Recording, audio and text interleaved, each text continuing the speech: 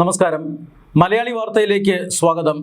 ലോകത്തിന്റെ പല കേന്ദ്രങ്ങളിലും കനത്ത സംഘർഷവും യുദ്ധവുമെല്ലാം വ്യാപിച്ചിരിക്കുന്ന വാർത്തയാണ് ഇന്ന് പ്രഭാതം മുതൽ വരുന്നത്.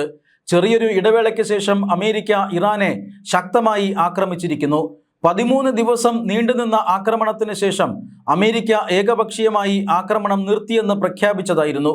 എന്നാൽ കഴിഞ്ഞ ദിവസം വീണ്ടും അമേരിക്ക ഇറാന്റെ തന്ത്രപ്രധാനമായ കേന്ദ്രങ്ങളിൽ ആക്രമണം നടത്തിയിരിക്കുന്നു. ഇറാൻ അമേരിക്കൻ കേന്ദ്രങ്ങളിലേക്ക് ജോർദാനിൽ നടത്തിയ ആക്രമണവും ഹോർമൂസ് കടലിടുക്കിൽ അമേരിക്കൻ കപ്പലിനെ അടക്കം 3 കപ്പലുകളെ ഇറാൻ സൈന്യമായ IRGC ആക്രമിച്ചതുമാണ് അമേരിക്കയെ പ്രകോപിപ്പിച്ചത്. അതിശക്തമായ ആക്രമണം തന്നെയാണ് ഇപ്പോൾ കഴിഞ്ഞ ദിവസം അമേരിക്ക ഇറാനിൽ നടത്തിയത്. കൂടുതൽ രാജ്യങ്ങൾ പശ്ചിമേഷ്യയിൽ സംഘർഷത്തിലേക്ക് വലിച്ചിഴക്കപ്പെടുകയാണ്. ഇറാൻ അനുകൂല ഭീകര സംഘടനകൾ ഇറാഖിൽ നിന്ന് സൗദി അറേബ്യയെ ആക്രമിക്കുന്നത് കാരണം കഴിഞ്ഞ ദിവസം സൗദി അറേബ്യയും അമേരിക്കയും അതിശക്തമായ ആക്രമണം ഇറാഖിലും നടത്തിയിരുന്നു. ഹോർമൂസ് കടലിടുക്കിനെ ചൊല്ലി ഒമാനും ഇറാനും ഇപ്പോൾ വലിയ തർക്കത്തിലാണ്. അതുകൊണ്ട് തന്നെ നിരവധി രാജ്യങ്ങൾ പശ്ചിമേഷ്യയിൽ സംഘർഷത്തിലേക്ക് വലിച്ചിഴക്കപ്പെടുന്ന ഒരു സാഹചര്യമുണ്ട്. പശ്ചിമേഷ്യയിൽ മാത്രമല്ല, റഷ്യയും യുക്രൈനും തമ്മിലുള്ള യുദ്ധവും ഇപ്പോൾ കൊടുമ്പിരി കൊള്ളുകയാണ്. പശ്ചിമേഷ്യയിൽ യുദ്ധം ആരംഭിച്ചത് 2026 ഫെബ്രുവരി 28-നായിരുന്നു. എന്നാൽ മറ്റൊരു ഫെബ്രുവരിയിലാണ് റഷ്യയും യുക്രൈനും തമ്മിലുള്ള യുദ്ധം ആരംഭിച്ചത്. 2022 ഫെബ്രുവരി 24. വർഷങ്ങളായി രണ്ട് രാജ്യങ്ങളും തമ്മിൽ യുദ്ധം ചെയ്യുകയാണ്. യുദ്ധത്തിൽ യുക്രൈന് സ്വന്തം ടെറിട്ടറിയുടെ ഏതാണ്ട് 1/5 ഭാഗവും നഷ്ടപ്പെട്ടു. ഈ ഭാഗം തിരികെ കിട്ടിയാൽ മാത്രമേ സമാധാന ഉടമ്പടി സാധ്യമാകൂ എന്നാണ് യുക്രൈന്റെ നിലപാട്. എന്നാൽ യുദ്ധം ചെയ്ത് പിടിച്ചെടുത്ത ഒരു ഭൂവിഭാഗവും തിരികെ കൊടുക്കുന്ന പ്രശ്നമില്ല എന്ന് റഷ്യ നിലപാടെടുത്തിരിക്കുന്നു. അതുകൊണ്ട് തന്നെ റഷ്യയും യുക്രൈനും തമ്മിലുള്ള സംഘർഷത്തിൽ ഇതുവരെ സമവായം ഉണ്ടായിട്ടില്ല. കനത്ത ആക്രമണമാണ് ഈ അടുത്ത കാലത്തായി യുക്രൈൻ റഷ്യയ്ക്കുമേൽ നടത്തുന്നത്. റഷ്യയുടെ ആക്രമണത്തെ യുക്രൈൻ ചെറുത്ത് നിൽക്കുന്നത് യൂറോപ്പിന്റെയും അതുപോലെ തന്നെ അമേരിക്കയുടെയും സഹായം കൊണ്ടാണ്. യൂറോപ്യൻ രാജ്യങ്ങളും അമേരിക്കയും നൽകുന്ന ആയുധങ്ങൾ എടുത്ത് അതേപടി റഷ്യയ്ക്ക് മേൽ പ്രയോഗിക്കുകയാണ് വ്ളോഡിമിർ സെലൻസ്കി ചെയ്യുന്നത്. കഴിഞ്ഞ ദിവസം യുക്രൈനിയൻ പ്രസിഡന്റായ വ്ളോഡിമിർ സെലൻസ്കി ലോകത്തോടായി ഒരു അഭ്യർത്ഥന നടത്തിയിരുന്നു. പ്രത്യേകിച്ചും യൂറോപ്പിനും അതുപോലെ തന്നെ അമേരിക്കയ്ക്കും ഓടുമാണ് ഇത്തരത്തിൽ ഒരു അഭ്യർത്ഥന നടത്തിയത്. ഏതാനും മണിക്കൂറുകൾക്കകം തന്നെ റഷ്യ യുക്രൈനെ അതിശക്തമായ ആക്രമണം നടത്താൻ പോകുന്നു. ആ ആക്രമണം ചെറുക്കാൻ യുക്രൈന് ആയുധങ്ങൾ വേണം. വ്യോമ പ്രതിരോധ സംവിധാനങ്ങൾ നൽകാനാണ് ഈ വ്ളോഡിമിർ സെലൻസ്കി മിസൈൽ ആക്രമണത്തിൽ നിന്നും രക്ഷപ്പെടാൻ കരഞ്ഞു വീണ് അപേക്ഷിച്ചത്. പക്ഷേ യുക്രൈൻ്റെ ഈ അപേക്ഷ ആരും ചെവിക്കൊണ്ടില്ല. മാത്രമല്ല, ഈ യുക്രൈൻ പ്രസിഡന്റ് ഈ അപേക്ഷ നടത്തി ഏതാനും മണിക്കൂറുകൾക്കകം തന്നെ റഷ്യ കനത്ത ആക്രമണം ആരംഭിച്ചിരുന്നു. ഇത്തവണ റഷ്യയുടെ ലക്ഷ്യ കേന്ദ്രം എന്ന് പറഞ്ഞത് പടിഞ്ഞാറൻ യുക്രൈൻ ആയിരുന്നു. കിഴക്കൻ യുക്രൈനിലും തെക്കൻ യുക്രൈനിലും ഇതിനോടകം തന്നെ കനത്ത ആക്രമണം റഷ്യ നടത്തിയിട്ടുണ്ട്. അപ്പോഴും റഷ്യ വിട്ടുകളഞ്ഞിരുന്നത് പടിഞ്ഞാറൻ യുക്രൈനെയായിരുന്നു. ഇന്നിപ്പോൾ പടിഞ്ഞാറൻ യുക്രൈനെ ലക്ഷ്യം വെച്ചുകൊണ്ടും കനത്ത ആക്രമണം ഇപ്പോൾ റഷ്യ നടത്തിയിരിക്കുന്നു. റഷ്യയെ അപേക്ഷിച്ച് താരതമ്യേന ചെറിയ ഒരു രാജ്യമാണ് യുക്രൈൻ. ഒരു കാരണവശാലും റഷ്യയുടെ സൈനിക ശക്തിക്ക് മുന്നിൽ പിടിച്ചു നിൽക്കാൻ യുക്രൈന് കഴിയുമായിരുന്നില്ല. എന്നാൽ അമേരിക്കയും യൂറോപ്യൻ രാജ്യങ്ങളും കൈയയച്ച് യുക്രൈനെ സഹായിച്ചു കൊണ്ടിരിക്കുകയാണ്. റഷ്യയെ ഉപരോധങ്ങൾ കൊണ്ട് ബുദ്ധിമുട്ടിക്കുകയും ചെയ്യുന്നു. റഷ്യയ്ക്ക് വലിയ തോതിലുള്ള സാമ്പത്തിക ഉപരോധമാണ് ഈ യൂറോപ്യൻ രാജ്യങ്ങളും അതുപോലെ തന്നെ അമേരിക്കയും അടിച്ചേൽപ്പിച്ചിരിക്കുന്നത്.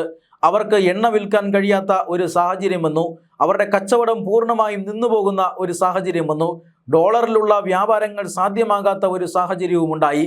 എന്നാൽ ഇതിനെ നേരിടാൻ അവർ കൂട്ടുപിടിച്ചത് ഇന്ത്യയായിരുന്നു. റഷ്യയുടെ എണ്ണ ഭൂരിഭാഗവും ഇപ്പോൾ ഇന്ത്യയിലേക്കാണ് ഒഴുകിക്കൊണ്ടിരിക്കുന്നത്. മാത്രമല്ല, ഡോളറിനെതിരായിട്ടുള്ള അല്ലെങ്കിൽ റഷ്യയുടെ റൂബിളിലോ അതുപോലെ തന്നെ ഇന്ത്യൻ രൂപയിലുമാണ് ഇപ്പോൾ പെട്രോളിയം ഇടപാടുകൾ റഷ്യയും ഇന്ത്യയും തമ്മിൽ നടക്കുന്നത്. ലോകത്തിലെ തന്നെ ഏറ്റവും വലിയ 2ാമത്തെ ഓയിൽ കൺസ്യൂമറാണ് ഇന്ത്യ. അതുകൊണ്ട് തന്നെ കെട്ടിക്കിടക്കുന്ന എണ്ണ ഈ റഷ്യയുടെ വിപണിയിൽ നിന്നും എടുത്തു മാറ്റാൻ ഇന്ത്യക്ക് സാധിച്ചിട്ടുണ്ട്. അത്രമാത്രം വലിയ അളവിലാണ് റഷ്യ ഈ ഇന്ത്യയിലേക്ക് എണ്ണ കയറ്റുമതി നടത്തിയത്. കഴിഞ്ഞ ഏതാനും ദിവസങ്ങൾക്ക് മുമ്പ് കനത്ത ഡ്രോൺ ആക്രമണം യുക്രൈൻ റഷ്യയ്ക്ക് നേരെ നടത്തിയിരുന്നു. ഇത് റഷ്യയെ വല്ലാതെ പ്രകോപിപ്പിച്ചിട്ടുണ്ട്. റഷ്യയുടെ എണ്ണപ്പാടങ്ങൾക്ക് നേരെയും റിഫൈനറികൾക്ക് നേരെയുമാണ് യുക്രൈൻ തന്ത്രപ്രധാനമായ ആക്രമണം നടത്തിയത്. യുക്രൈൻ്റെ കയ്യിലുള്ള ദീർഘദൂര ഡ്രോണുകൾ ഉപയോഗിച്ചായിരുന്നു ആക്രമണം.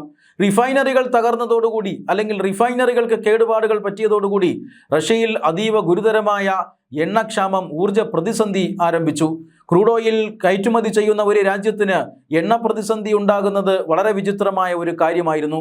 റഷ്യയിൽ വാഹനങ്ങളിൽ ഉപയോഗിക്കുന്നത് ഗ്യാസോലൈൻ എന്ന പെട്രോളിയം ശുദ്ധീകരിച്ച് ഉപയോഗിക്കുന്ന ഒരു പെട്രോളിയം ഉൽപ്പന്നമാണ്.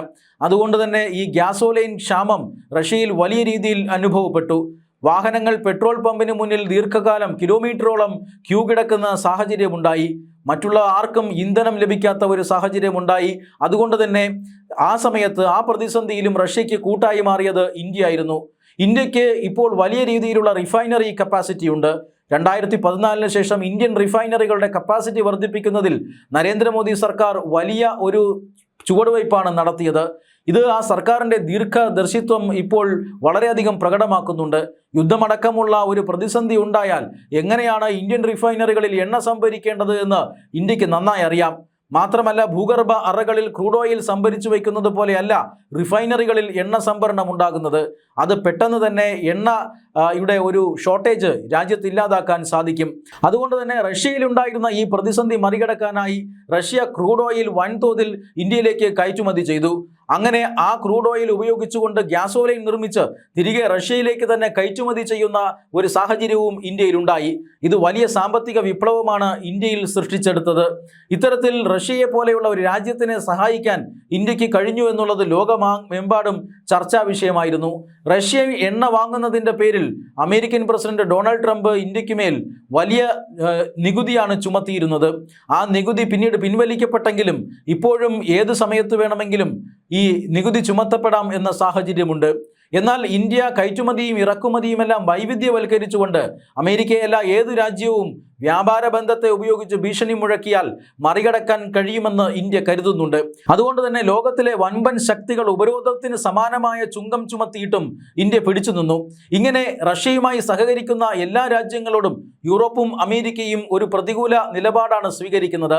ഈ പ്രതികൂല സാഹചര്യങ്ങളെയെല്ലാം മറികടന്നുകൊണ്ടാണ് റഷ്യ ഇപ്പോഴും പിടിച്ചു നിൽക്കുന്നത്. എന്നാൽ എത്ര കാലം യുക്രൈന് അത് സാധിക്കുമെന്നത് സംശയമാണ്. സംഘർഷം മൂർച്ഛിച്ചുകൊണ്ടിരിക്കുകയാണ്. യുക്രൈനെ പാഠം പഠിപ്പിക്കാനാണ് ഇപ്പോൾ റഷ്യയുടെ തീരുമാനവും. റഷ്യ യുക്രൈൻ സംഘർഷം അവസാനിപ്പിക്കാൻ ഡൊണാൾഡ് ട്രംപും വല്ലാത്ത പരിശ്രമം നടത്തുന്നുണ്ട്.